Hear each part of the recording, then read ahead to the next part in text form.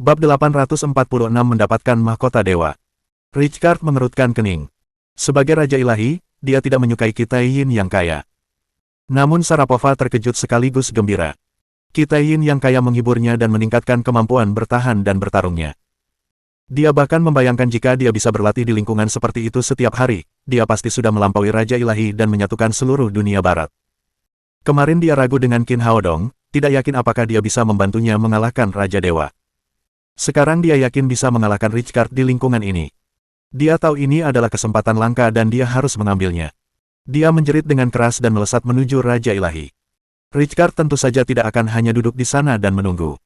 Dia mengangkat tangannya dan menembakkan sinar cahaya suci seperti biasa.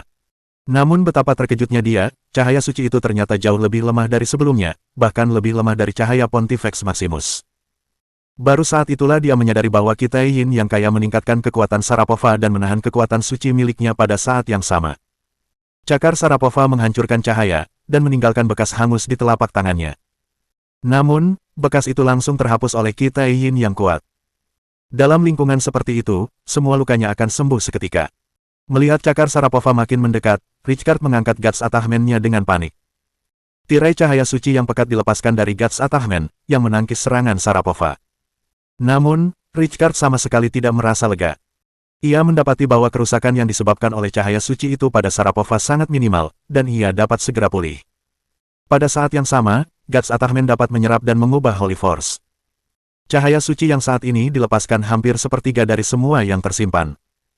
Biasanya, kekuatan suci akan terisi penuh di saat ia habis terpakai, tetapi dalam lingkungan seperti itu, pengisian ulangnya masih jauh dari cukup, dan tidak dapat mengganti kerugian akibat serangan sebelumnya. Seiring berjalannya waktu, ia benar-benar dirugikan. Richcard terkejut. Meskipun dia tidak tahu bagaimana pemuda Huaxia itu bisa sampai di sana, dia harus segera pergi dari sini, atau dia pasti akan sangat menderita. Namun sebelum ia sempat melangkah maju, Sharapova menerkamnya dengan ganas lagi. Brengsek. Dalam keputusasaan, Richcard hanya bisa membangkitkan kembali keterikatan Tuhannya dan menggunakan kekuatan suci di dalam dirinya. Namun, hal itu jelas tidak efektif seperti terakhir kali. Meskipun tirai tipis itu dapat menahan Sharapova di luar, tirai itu tidak dapat mengalahkannya. Keduanya berada dalam kebuntuan. Namun itu hanya sementara. Cahaya suci hampir habis sementara Sharapova semakin kuat di bawah nutrisi Kitai Yin. Qin Haodong berdiri di luar dan menonton dengan tenang. Dia sangat puas dengan hasilnya. Raja Dewa jelas tidak bisa menandingi Sharapova. Qin Haodong mengangkat tangannya dan menembakkan pedang Xuan Yuan. Jika dia menyerang Richcard saat ini, dia akan terluka parah atau bahkan terbunuh. Namun, ini bukan yang dia inginkan. Dia hanya menginginkan batu roh tingkat atas di mahkota dewa. Merasakan niat membunuh dari pedang Xuan Yuan, Richcard ketakutan setengah mati.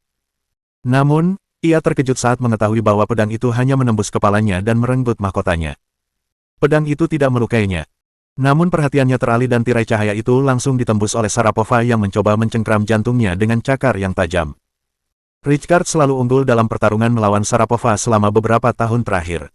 Ia tidak pernah berada dalam kondisi yang menyedihkan seperti ini. Dia mencondongkan tubuhnya ke samping, berusaha sekuat tenaga untuk menghindari cakaran wanita itu, tetapi sudah terlambat. Sang Ratu Vampir merobek sepotong daging dari bahunya. Tunggu dan lihat saja, para Master Ilahi akan menghukummu cepat atau lambat. Richcard, yang terluka, mengeluarkan raungan marah. Kemudian dia menggunakan sisa Holy Force dalam Guts Attachment. Dengan bola cahaya, dia langsung menghilang dari formasi pengumpul Kitai Yin. Hahaha. Sambil memegang potongan daging Richcard itu, Sharapova tampak sangat gembira. Richcard, akhirnya aku mengalahkanmu. Kemudian dia juga menghilang dari formasi pengumpul Kitai Yin. Dia tidak puas dengan kemenangan tersebut. Membunuh Richcard adalah tujuan utamanya. Qin Haodong hanya mengabaikannya. Tujuannya bukanlah untuk membunuh Raja Dewa, atau dia tidak akan memiliki kesempatan untuk melarikan diri. Dia menghentikan formasi pengumpul Kitai Yin dan bermain dengan mahkota dewa. Merasakan kekuatan spiritual yang kuat dari batu roh tingkat atas, bahkan jiwa baru lahirnya pun menjadi bersemangat. Namun, ia tahu bahwa saat ini belum waktunya untuk berlatih. Begitu Richcard lolos dari formasi pengumpul Kitai Yin, Sharapova bukan tandingannya. Ia pasti sudah melarikan diri. Benar saja, Sharapova tidak butuh waktu lama untuk terbang kembali.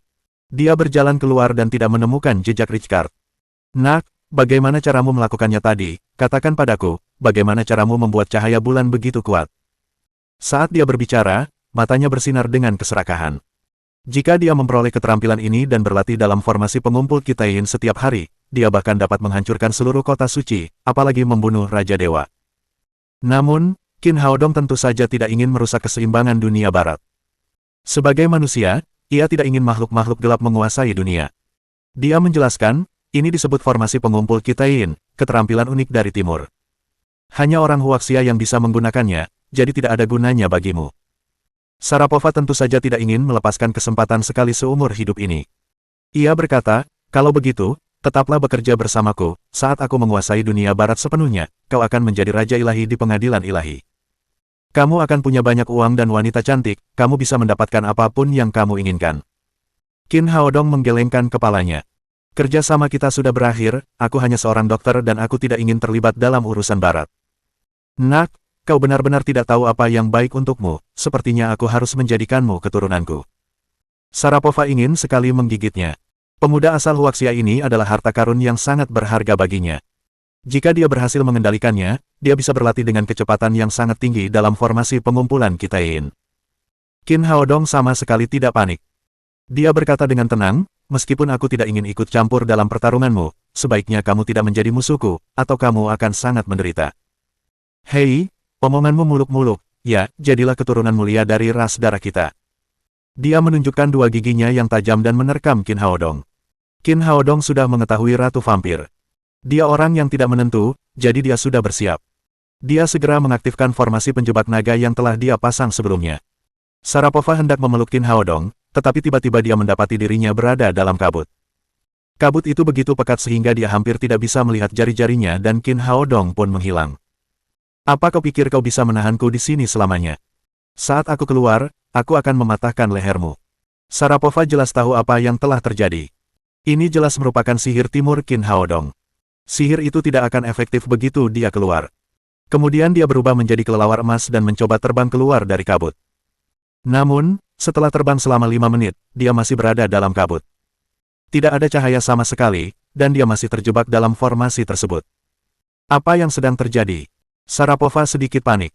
Dia bisa terbang puluhan kilometer dalam 5 menit dengan kecepatannya. Mengapa dia belum meninggalkan formasi? Ia mempercepat langkahnya lagi, tetapi hasilnya tetap sama. Ia masih terjebak dalam kabut tebal. Qin Haodong berdiri di luar formasi dan menatap Ratu Vampir yang sedang berjuang sambil mencibir. Sangat sulit untuk keluar dari formasi penjebak naga. Begitu formasi diaktifkan, keempat arah akan sepenuhnya terbalik. Sharapova mengira bahwa ia terbang ke arah tertentu, tetapi sebenarnya, ia hanya berputar-putar di sekitar formasi. Jadi, ia tidak akan pernah bisa keluar dari perangkap ini. Setelah hidup selama ribuan tahun, Sharapova memperoleh banyak pengalaman. Ia langsung berhenti saat menyadari ada yang tidak beres. Dia hanya bisa mencoba menghancurkan formasi itu dengan kekerasan. Dia mengerahkan seluruh tenaganya, mengangkat telapak tangannya, dan meraih kekosongan di sekelilingnya. Sebagai Ratu Vampir, dia sangat kuat sebagai Saint tahap akhir. Dengan seluruh kekuatannya, dia menciptakan pusaran besar dalam formasi dan kabut pun menghilang. Namun, ia segera menyadari bahwa semua usahanya sia-sia. Kabut segera memenuhi ruangan dan ia masih tidak dapat mengenali sekelilingnya. Setelah beberapa kali gagal, Sharapova berteriak, Qin Haodong, aku tahu kau di sini, lepaskan aku, atau aku akan memenggal kepalamu saat aku keluar. Qin Haodong berkata dengan enteng, kalian para vampir benar-benar tidak punya kredibilitas, jika aku melepaskan kalian, kalian pasti akan membuat masalah bagiku, jadi sebaiknya kalian tetap di sini, aku pergi. Setelah itu, dia benar-benar berbalik dan pergi, bergegas menuju villa. Dengan kultivasinya saat ini, dia hanya bisa menjebaknya dan mustahil untuk membunuh Ratu Vampir yang begitu kuat. Prioritas utama adalah meningkatkan kultivasinya sesegera mungkin. Terlebih lagi, ia tahu betul bahwa setelah kehilangan kendali atas formasi penjebak naga, Sharapova akan segera menghancurkannya. Ia harus bergegas dan melaju sejauh mungkin. Kembali ke villa, dia mendapati Lev sedang menunggu di jeep lintas alam.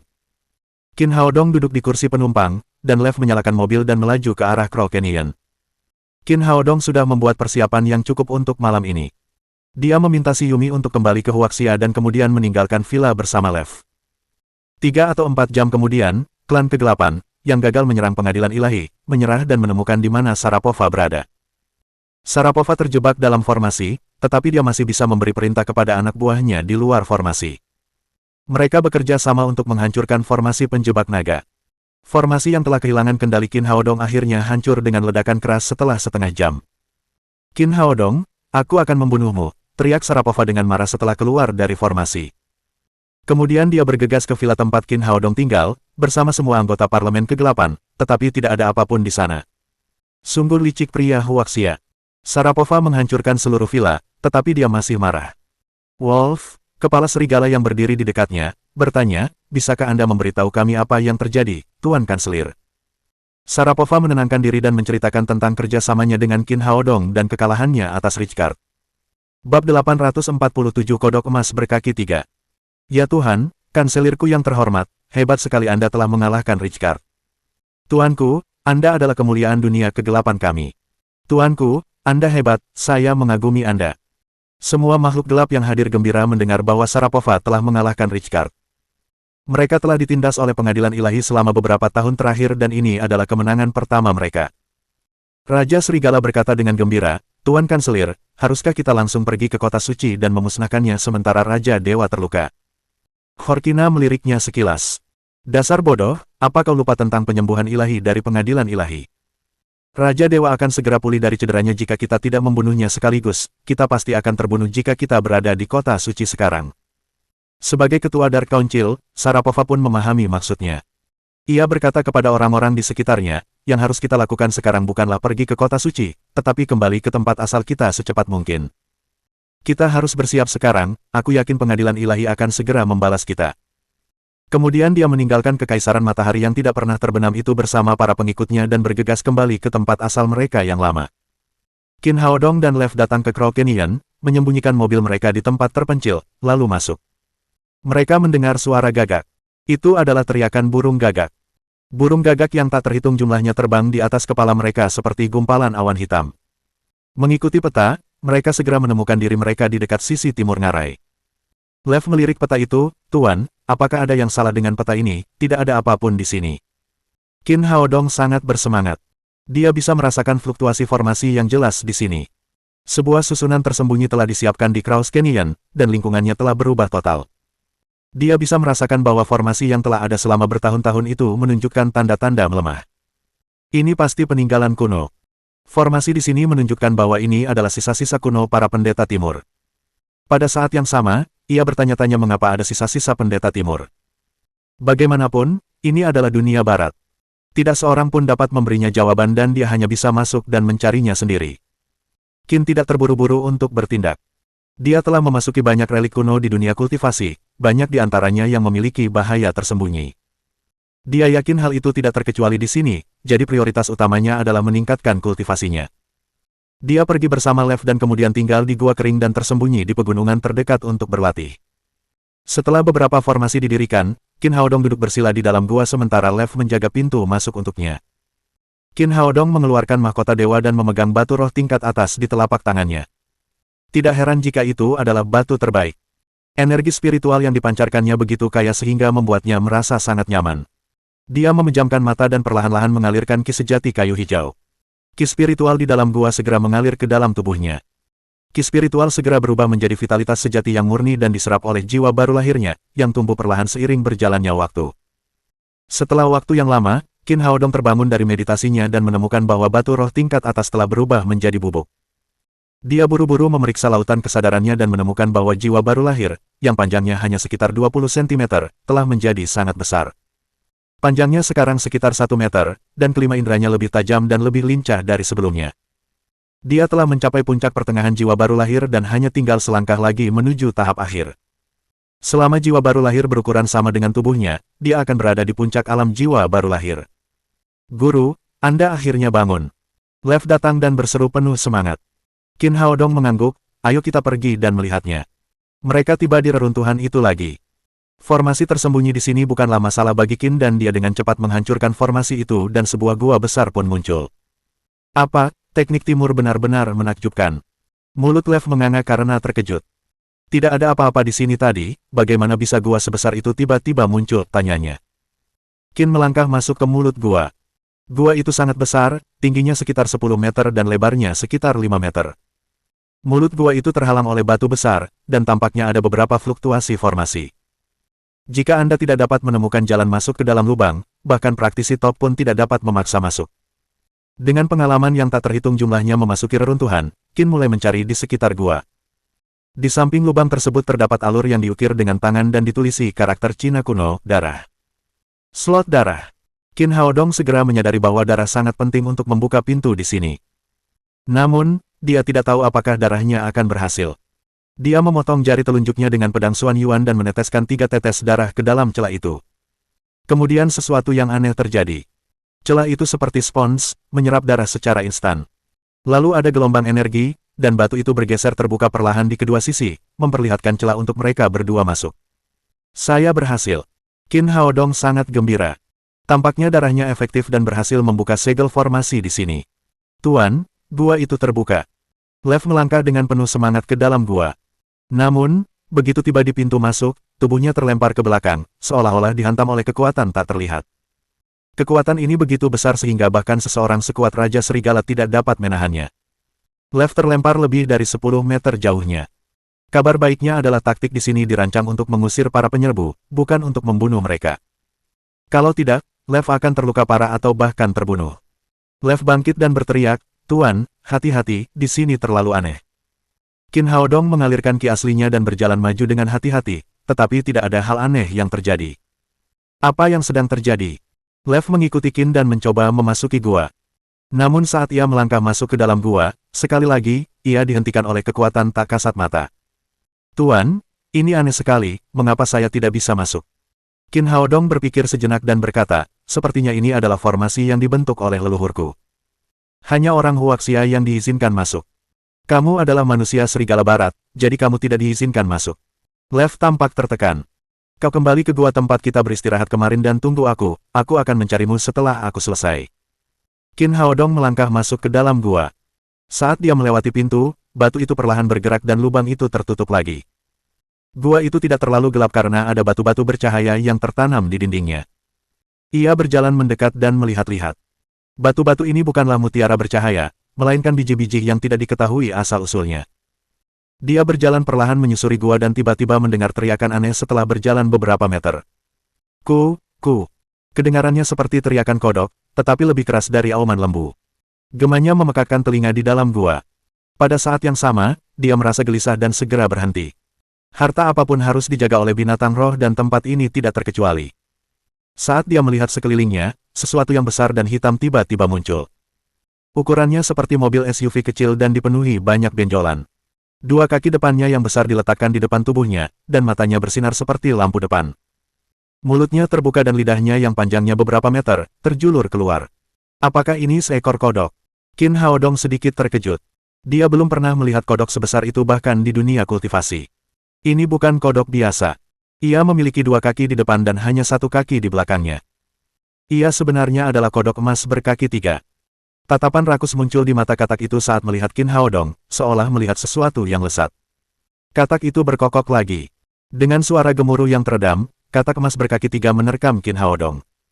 Kecepatannya sama cepatnya dengan para santo tingkat atas. Qin Haodong melompat ke samping untuk menghindari serangannya, tetapi kodok itu sangat lincah. Meskipun Qin berhasil menghindar ke satu sisi, lidah kodok yang panjangnya beberapa meter itu terbang ke arahnya. Sialan, kodok itu pasti mengira dirinya lalat. Qin melompat untuk menghindar dari lidah itu lalu mendarat di punggung kodok itu. Dia lalu meninju punggungnya dengan keras. Setelah memasuki tahap tengah alam jiwa baru lahir, pukulannya sudah cukup untuk menghancurkan gunung. Kodok itu akan hancur berkeping-keping bahkan jika itu adalah sebuah SUV. Namun, pukulan sekuat itu tidak berpengaruh pada kodok emas berkaki 3. Pertahanannya bahkan lebih mencengangkan daripada milik ras darah.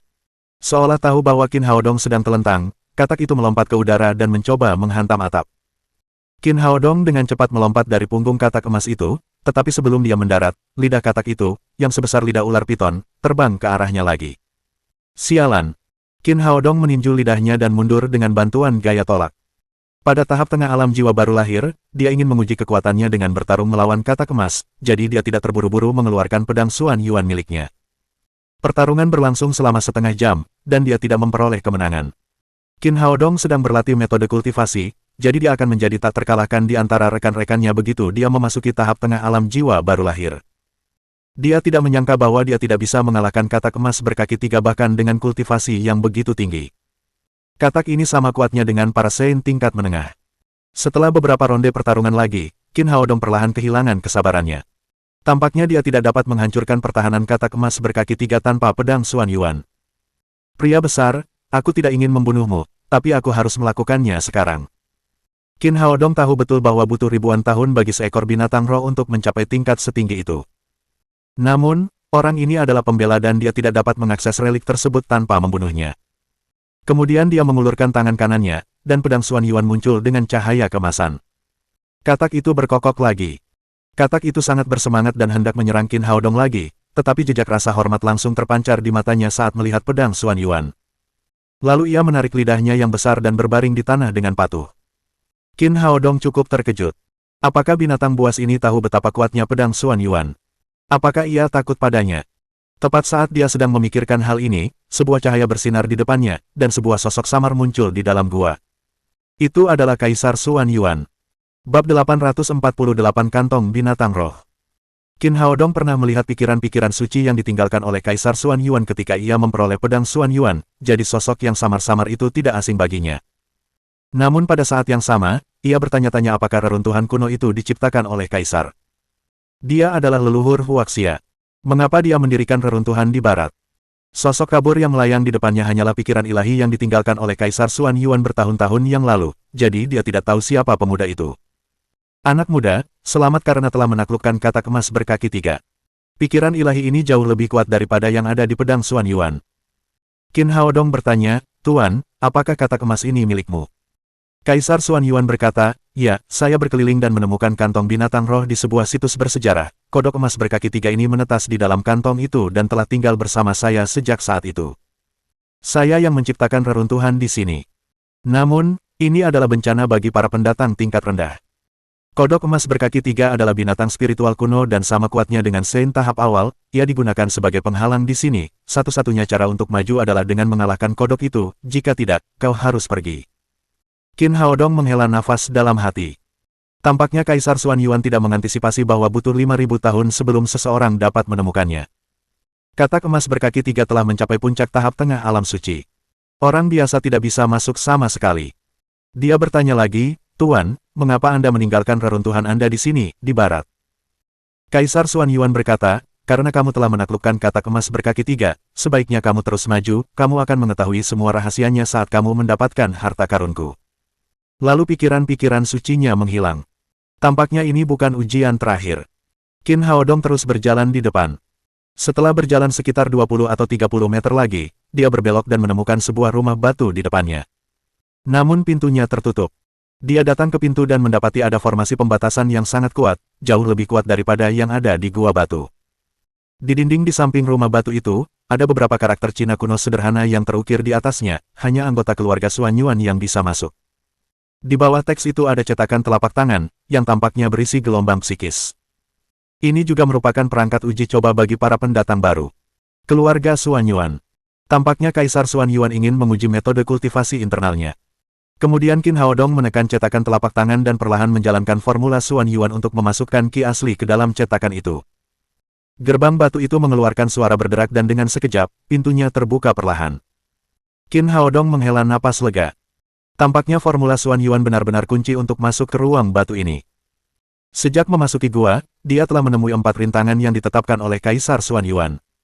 Mengapa dia begitu berhati-hati? Apa yang tertinggal di sini? Ia melangkah masuk ke dalam rumah batu dan melihat sekeliling. Ruangan itu berukuran sekitar 20 meter persegi. Tidak ada dekorasi di sini. Rumah itu sangat sederhana dan tampak seperti tempat tinggal sementara. Ada sebuah meja batu di tengah rumah dengan sebuah kotak kayu besar dan kecil di atasnya. Qin Haodong bertanya-tanya apa yang ada di dalamnya. Qin Haodong hendak berjalan mendekat ketika pikiran ilahi Kaisar Xuan Yuan tiba-tiba muncul lagi.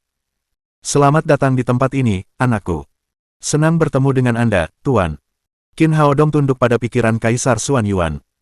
Kaisar berkata, karena kamu telah lulus semua ujianku, kamu memang salah satu keturunanku, kamu harus melakukan tugasmu untuk melindungi keluarga Huaxia dan mengusir semua iblis alien dari wilayah kita. Qin Haodong bertanya, Tuan, mengapa Anda mendirikan gua di sini, apakah ada hubungannya dengan alien demons? Ya, duduklah dan aku akan menceritakan semuanya padamu. Meskipun itu hanya sosok yang samar, Kaisar Xuan Yuan tetap duduk bersila dan berkata kepada Qin Haodong, iblis alien menyerbu bumi dan mencoba memusnahkan semua manusia di sini. Mereka membunuh orang-orang kita dan membawa kesengsaraan besar ke Huaxia. Semua suku Huaxia bekerja sama dan akhirnya membasmi penjajah. Namun, itu belum berakhir, para iblis terus kembali ke Huaxia, jadi saya pergi ke barat untuk menemukan rumah mereka, lubang di angkasa tempat mereka bisa memasuki bumi. Perlawanan tentu saja tidak cukup untuk memusnahkan ras alien ini. Kami masih harus menemukan cara untuk memperbaiki kebocoran ruang angkasa. Saya datang ke barat dan menemukan bahwa tempat itu juga diserang oleh iblis alien, dan situasinya jauh lebih serius daripada di Huaxia. Lagi pula, sebagian besar pakar dari Alien Demons ada di sini. Jadi kupikir kebocoran ruang angkasa mungkin ada di barat. Aku datang ke sini dengan pedangku dan kebetulan melihat pertempuran antara para ahli dari Alien Demons dan Western Divine Court serta Dark World. Pertempuran itu berlangsung sengit. Raja Ilahi dari Pengadilan Ilahi, Cain, pemimpin ras darah di dunia kegelapan, dan Birov, pemimpin serigala, semuanya tewas bersama para penguasa iblis alien. Kami berasal dari tempat yang berbeda, tetapi mereka semua manusia. Saya segera bergabung dalam pertempuran dan membunuh jenderal iblis terakhir dan menjadi satu-satunya yang selamat di medan perang. Raja Ilahi memberiku mahkota duri sebelum ia meninggal. Kaisar darah Cain dan Kaisar serigala, Birov, memberiku setetes darah asli mereka, dan memohon agar aku membawanya kepada keturunan mereka. Saya menyimpan barang-barang ini, namun, setelah mengetahui betapa kuatnya iblis alien, saya menyadari bahwa saya juga bisa terbunuh dalam pertempuran yang begitu sengit. Maka aku membuat ramalan untuk diriku sendiri, dan ramalan itu menunjukkan bahwa aku akan menghadapi bencana berdarah dan akan kehilangan nyawaku. Saya tidak peduli dengan hidup atau mati, tetapi ada beberapa hal yang belum terselesaikan. Saya harus meninggalkan sesuatu untuk keturunan saya, jadi saya mendirikan sebuah gua di sini, berharap suatu hari nanti keturunan keluarga Xuan Yuan akan datang ke sini. Iblis alien ada di mana-mana, aku khawatir barang-barang ini akan diambil oleh mereka, jadi aku melakukan beberapa tes, hanya keturunan keluarga Xuan Yuan yang bisa mendengar kata-kata terakhirku. Baru pada saat itulah Qin Haodong mengerti mengapa gua itu menguji darahnya dan formula Xuan Yuan-nya. Ternyata Kaisar telah melakukan segala yang dia bisa untuk melindungi tempat itu dari iblis asing.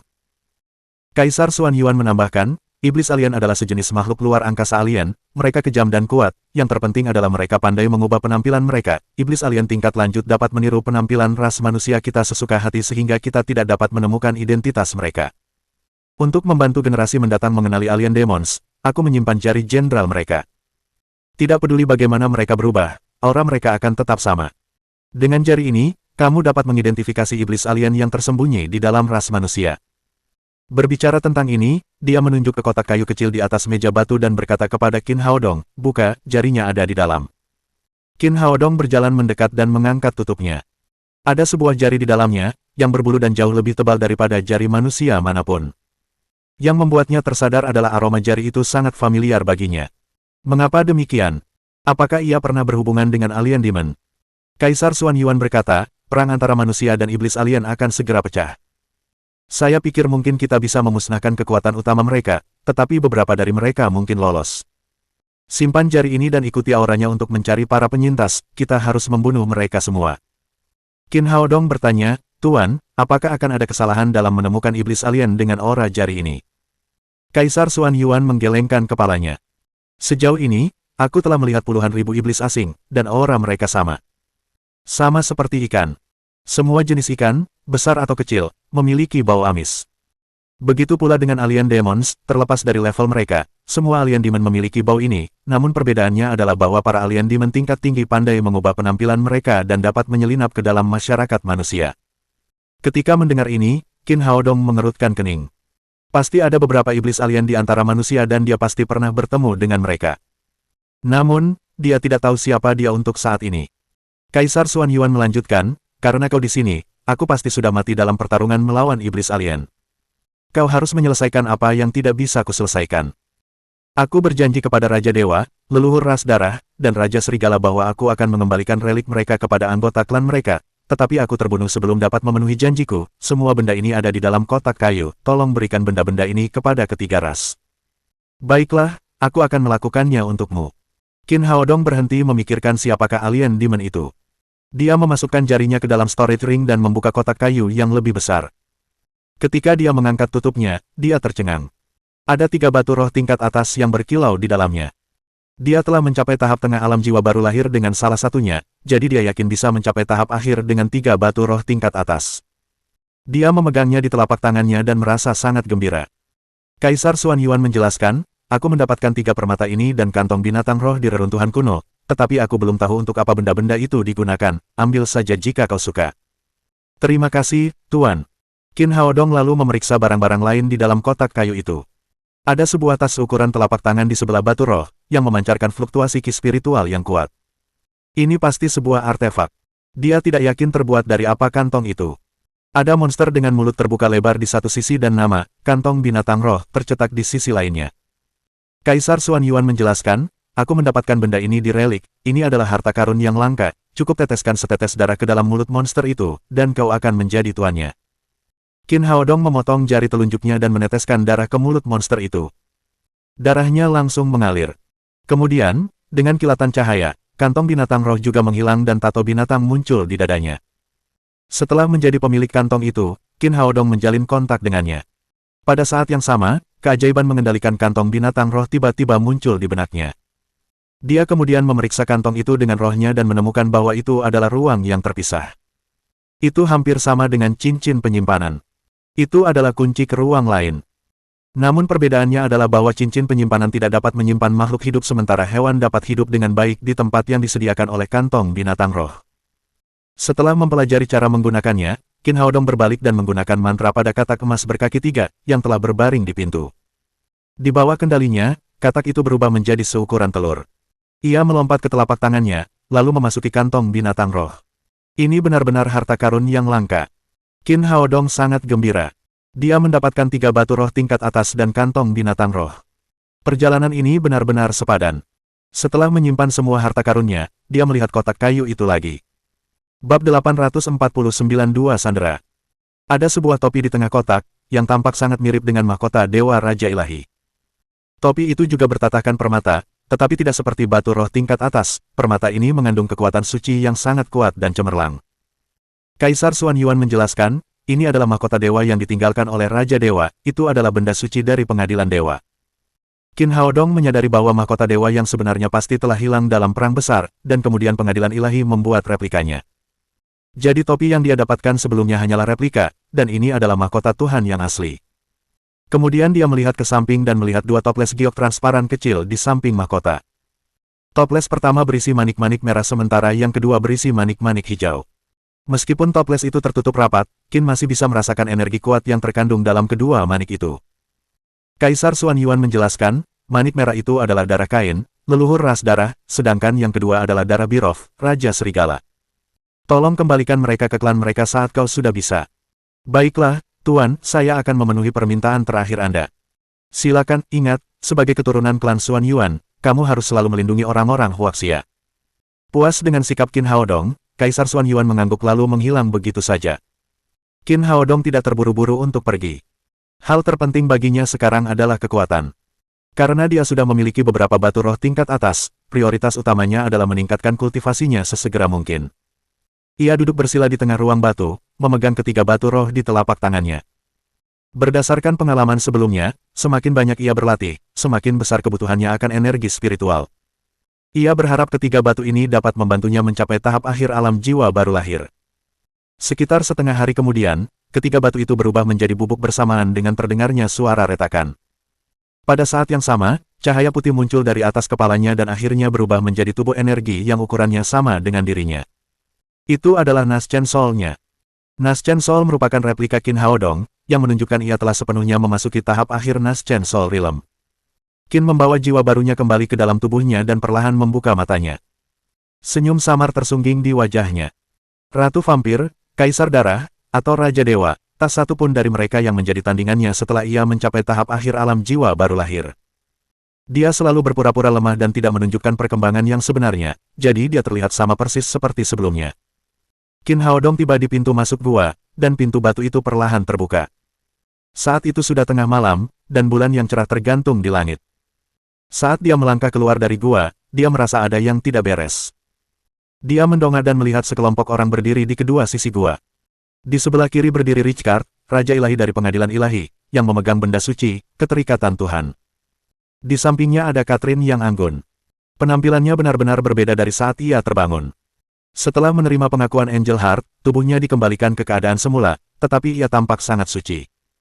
Qin Haodong dapat merasakan kekuatannya, yang tidak kalah dengan kekuatan Raja Ilahi. Tidak heran dunia kegelapan sangat mementingkan kebangkitan perawan suci. Sekitar 100 orang berdiri di belakang mereka, dan di tengah barisan ada Lev, diikat, dengan handuk dimasukkan ke mulutnya. Jelas, Raja Dewa curiga pada Qin Haodong. Suk, Paladin, dan Valderrama, Pontifex Maximus, diminta untuk mengawasi Lev bersama. Chen Fugui dan Zhang Feiyang, yang dekat dengan Qin Haodong, berdiri di belakang barisan.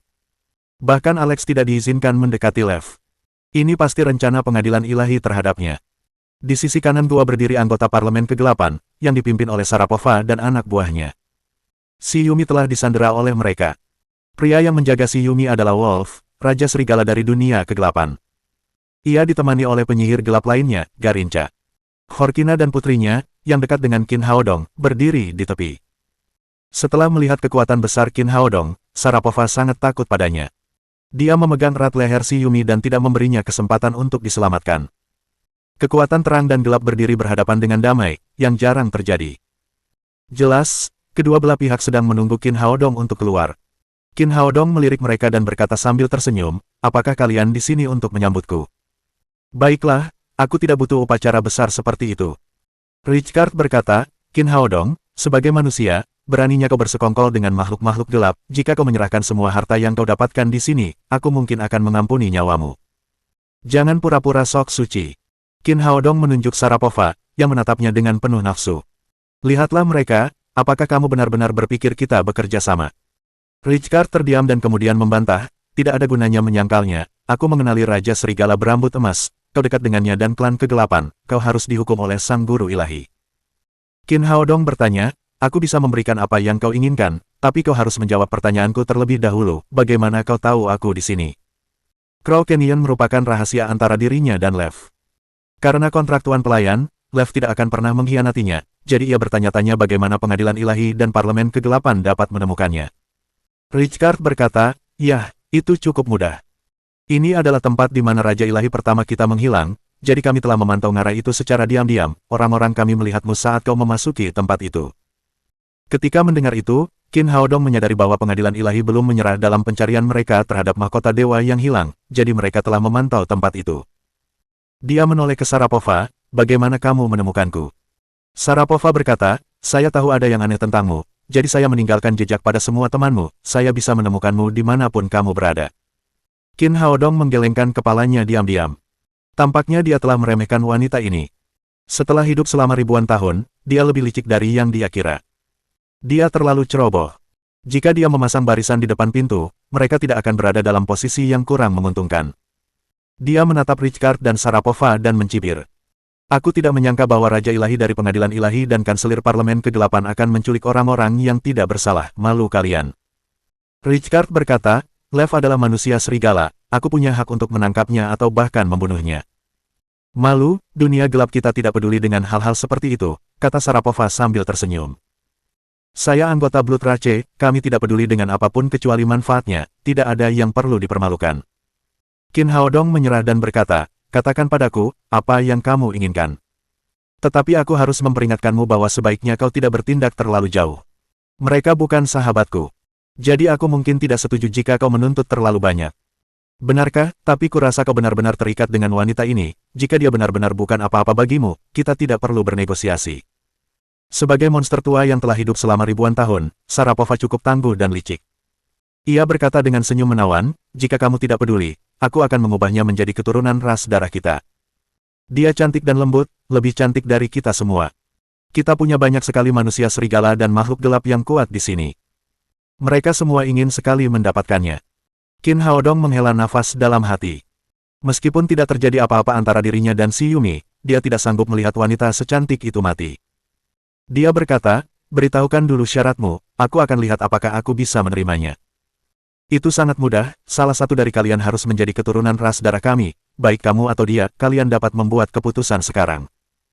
Yang paling dia hargai adalah formasi pengumpul Kitayin milik Qin Haodong, tetapi dia tahu bahwa makhluk gelap barat tidak dapat menggunakannya.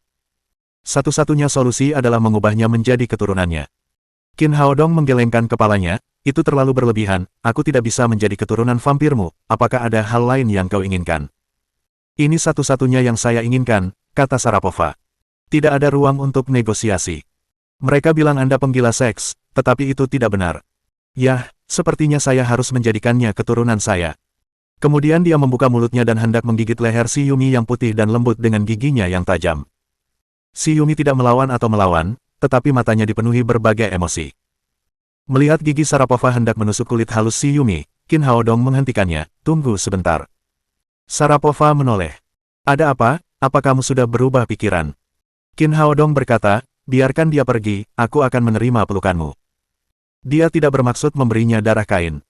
Sharapova licik dan kuat saat ini. Dia pasti akan lepas kendali setelah menyerap darah leluhurnya.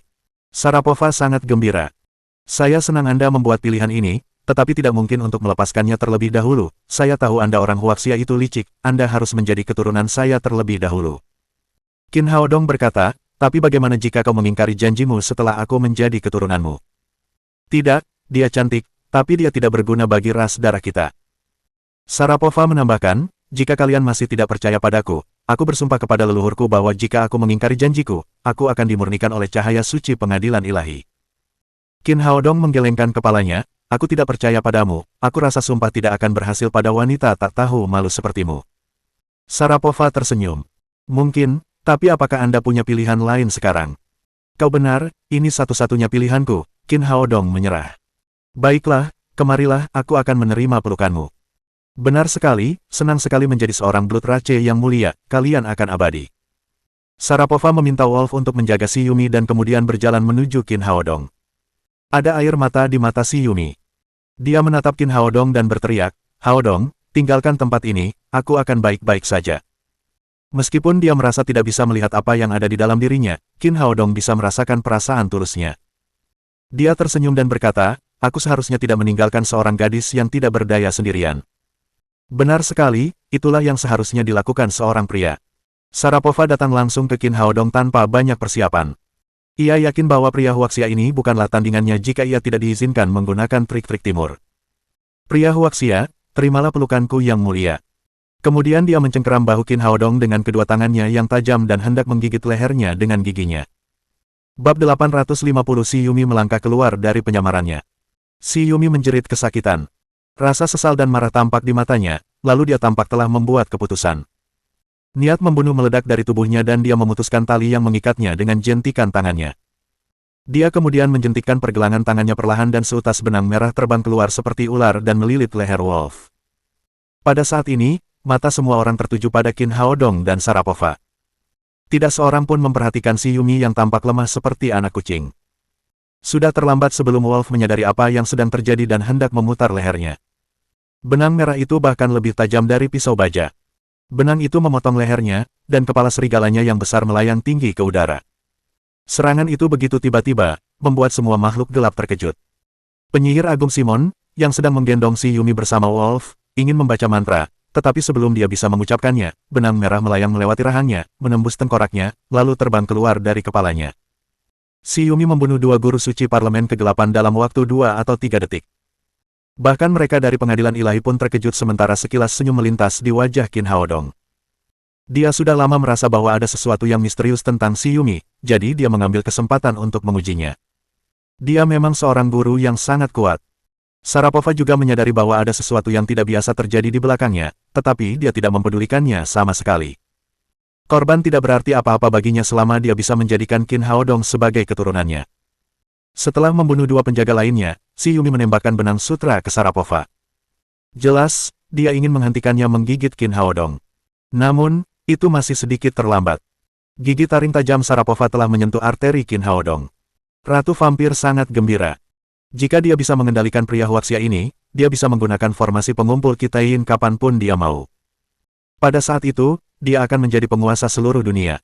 Suara retakan. Dengan suara keras, senyum di wajahnya langsung membeku dan dia tidak percaya apa yang sedang terjadi. Taringnya menyentuh leher Qin Haodong, tetapi tidak dapat menembus kulitnya. Sebaliknya, giginya hampir hancur. Ini adalah pertama kalinya dia menghadapi situasi seperti itu sejak dia menjadi vampir bertahun-tahun yang lalu. Sepertinya gigimu tidak terlalu kuat. Qin Haodong tersenyum tipis. Setelah mencapai tahap akhir Naschen Soul Realm, Greenwood Eternal Body miliknya juga telah meningkat. Kulitnya bahkan lebih keras dari baja dan itulah alasan mengapa ia begitu mudah menyetujui persyaratan Sharapova. Bajingan, aku benci kalian orang Huaxia yang licik. Sarapova tahu bahwa ia telah ditipu. Benang sutra telah melilit lehernya sebelum ia sempat tenang. Namun, pertahanan Ratu Vampir jauh lebih hebat daripada pertahanan Wolf. Benang merah itu malah membuatnya melayang tinggi ke udara alih-alih memotong lehernya. Sarapova berteriak marah. Ia menyerang si Yumi dan mencoba menghancurkan wajahnya. Pada saat dia menarik Sarapova kembali, si Yumi melihat bahwa Qin Haodong baik-baik saja dan dia menghela napas panjang lega. Namun, saat ia hendak beristirahat, Ratu Vampir sudah mengulurkan cakarnya ke arahnya disertai hembusan angin kencang. Sudah terlambat baginya untuk menghindari serangan vampir itu. Cakar tajam Sarapova hendak menghancurkan kepala si Yumi. Namun, pada saat ini, pedang Xuan Yuan menembus dadanya dengan cahaya kemasan. Kekuatan tembus pedang Xuan Yuan sangat kuat. Tubuhnya terbang terbalik dan dipaku ke lantai oleh pedang itu. Pada saat ini, Sarapova tidak lagi setenang sebelumnya. Rasa terkejut dan takut melintas di wajahnya. Sebagai Ratu Vampir, ia memiliki kekuatan bertahan yang luar biasa. Bahkan peluru pun tidak dapat menembus kulitnya, apalagi senjata dingin biasa. Namun, pedang emas ini benar-benar berbeda, yang menembus tubuhnya dengan mudah. Qin Haodong menghampirinya dan berkata sambil tersenyum, "Sudah kubilang jangan main-main denganku, tapi kamu tidak mendengarkan, bagaimana perasaanmu sekarang?" Sarapova ingin melawan, tetapi pedang Xuan Yuan memancarkan tekanan yang besar padanya. Jika dia bergerak, pedang itu akan langsung memotongnya menjadi dua bagian. Para anggota parlemen gelap di belakangnya terdiam, dan tak seorang pun dari mereka yang melangkah maju untuk menyelamatkannya. Kecuali Sarapova, Khorkina dan putrinya adalah makhluk terkuat di dunia kegelapan. Mereka, tentu saja, tidak akan menyerang Qin Haodong, tuan mereka. Sedangkan untuk makhluk gelap lainnya, keegoisan dan rasa takut terhadap yang kuat merupakan bagian dari sifat mereka. Jika Sarapova tidak dalam bahaya sekarang, mereka akan bergegas menolongnya tanpa ragu di bawah tekanan sang ratu. Namun, Qin Haodong kini tampak begitu kuat, bahkan Ratu Vampir pun berada di bawah kendalinya. Makhluk-makhluk gelap ini tidak berani menyerangnya. Melihat rencananya gagal, Sarapova memohon, "Tolong biarkan aku pergi, aku akan tunduk padamu dan menjadi pelayanmu." Qin Haodong berkata, "Yang mulia, saya baru saja mengatakan bahwa Anda bahkan bukan manusia, bagaimana saya bisa mempercayai Anda?"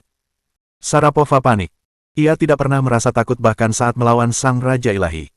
Ia menyesal telah memprovokasi pemuda itu sebelumnya. Demi bertahan hidup, dia buru-buru berkata, "Aku mengatakan yang sebenarnya, tolong percayalah padaku, aku bersumpah kepada Kain, leluhur ras darah, bahwa jika aku melanggar sumpahku, aku akan dimurnikan oleh cahaya suci pengadilan ilahi." Qin Haodong berkata, "Baiklah, aku akan memenuhi kebutuhanmu." Sebuah topi tiba-tiba muncul di tangannya dan dia mengenakannya di kepala Sarapova. Itu adalah mahkota dewa yang hilang, yang dulunya milik Raja Dewa pertama. Ini adalah benda suci pengadilan dewa, dan memiliki kekuatan suci yang besar. Mahkota itu bisa membuat anggota pengadilan ilahi lebih kuat, tetapi sekarang mahkota itu berada di kepala Ratu Vampir, yang terlihat aneh. Merasakan aura makhluk gelap itu, batu cahaya di atas mahkota ilahi langsung mengeluarkan kekuatan suci yang dahsyat. Sarapova pun dimurnikan sebelum ia sempat berteriak. Sarapova, Kanselir Parlemen Gelap, Ratu Vampir yang tak tertandingi kekuatannya, akhirnya dimurnikan. Para anggota Parlemen Kegelapan tercengang.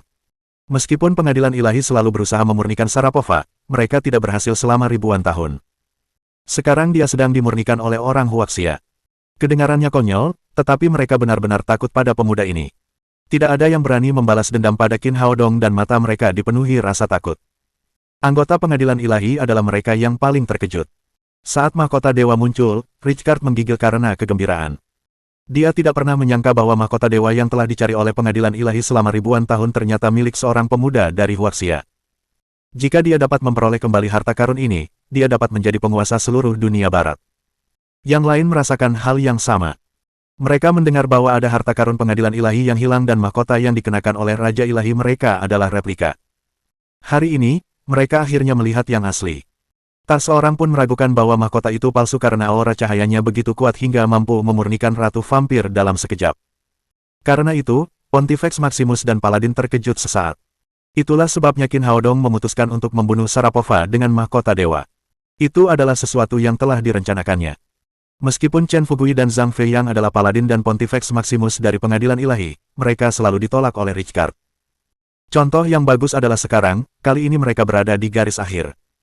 Namun, jarak itu tidak berarti apa-apa bagi para master seperti mereka. Mereka baru saja menerima instruksi dari Qin Haodong dan sedang menunggu kesempatan untuk menyerang. Pada saat semua orang kebingungan, mereka melancarkan gerakan. Keduanya langsung menerobos semua rintangan seperti badai dan kemudian berhenti di belakang Raja Serigala berambut emas. Zhang Fei yang mencengkeram leher Valderrama lalu memutarnya. Pada saat yang sama, Chen Fubui menusuk dada Sub dengan pedang salib cahaya suci dan membelah jantungnya. Ketika yang lain sadar, mereka berdua telah membawa Lev ke sisi Qin Haodong. Perubahan mendadak ini membuat Richcard tersadar dari keterkejutannya. Namun, semua ini tidak lagi penting baginya. Yang paling diinginkannya sekarang adalah merebut kembali mahkota dewa. Qin Haodong, kembalikan mahkota dewa kepadaku dan kita impas. Qin Haodong memegang mahkota dewa dan berkata, aku dipercaya oleh seseorang untuk mengembalikan relik ini ke pengadilan ilahi, tetapi sayangnya, kau mengecewakanku, kau sama sekali tidak pantas mendapatkan benda suci ini. Jika kau mencuri benda suci kami, sang guru ilahi akan menghukummu. Richcard, yang telah benar-benar kehilangan kesabarannya, mengangkat keterikatan Tuhannya dan Qin Haodong segera diselimuti oleh cahaya suci. Keserakahan dapat membuat orang melupakan rasa takut. Demi mendapatkan mahkota dewa, Raja Dewa telah melupakan bahwa Qin Haodong baru saja membunuh Ratu Vampir dengan pedangnya. Jika dia masih di tahap awal Naschen Soul Realm, dia mungkin sedikit takut pada Divine King. Namun, serangan seperti itu tidak ada artinya baginya setelah dia mencapai tahap akhir. Dia mengangkat pedang Xuan Yuannya dan memotong tirai cahaya yang ditarik oleh Guts Attachment dengan cahaya kemasan. Cahaya suci itu tiba-tiba menghilang. Ada kilatan keterkejutan di wajah Richcard. Guts Attachment adalah senjata terkuatnya, tetapi tidak dapat melukai pemuda Huaxia ini. Dia berbalik dan meminta bantuan Catherine, perawan suci, mari kita bergabung dan merebut kembali mahkota Tuhan. Dia mengira Catherine, yang telah menerima Angel Heart, memiliki level Holy Force yang sama dengannya. Meskipun Qin Haodong tampak kuat, mereka pasti bisa mengalahkannya dengan bekerja sama. Namun, yang mengejutkannya, Catherine menggelengkan kepalanya dan berkata dengan tegas, Dr. Qin menyelamatkan hidupku, aku tidak akan melawannya. Richcard berteriak marah, Catherine, apakah kau lupa siapa dirimu, sebagai perawan suci, kau harus mengorbankan segalanya demi pengadilan ilahi. Kita harus membunuh pengkhianat ini dan mengambil kembali benda suci itu. Catherine menatap pemuda tampan itu dan berkata dengan penuh kasih sayang, saya benar-benar ingin menjadi perawan suci di pengadilan ilahi, saya ingin sekali mendapatkan rasa hormat dari orang lain. Tetapi sekarang berbeda, sejak bertemu dengan Dr. Qin, saya tidak menganggap hal-hal ini penting lagi, saya dapat menyerahkan segalanya untuknya, termasuk identitas saya sebagai perawan suci. Semua orang terkejut. Semua orang dari pengadilan ilahi ternganga lebar. Mereka bertekad untuk mengorbankan segalanya demi pengadilan ilahi, tetapi apa yang dikatakan perawan suci mengubah pikiran mereka. Qin Haodong juga terkejut. Dia tidak menyangka Catherine begitu mencintainya. Mohon dukungan dari omom ante-ante sekalian, buat subscribe atau sarekan novel Mimin ke Facebook kalian, agar channel Mimin bisa terus berkembang. Dengan begitu, Mimin bisa lebih semangat untuk up novel seru lain ke depannya. Sekiranya ada kebutuhan buat subback, silakan inbox Mimin atau tuliskan di kolom komentar, Mimin dulukan dengan ucapan terima kasih.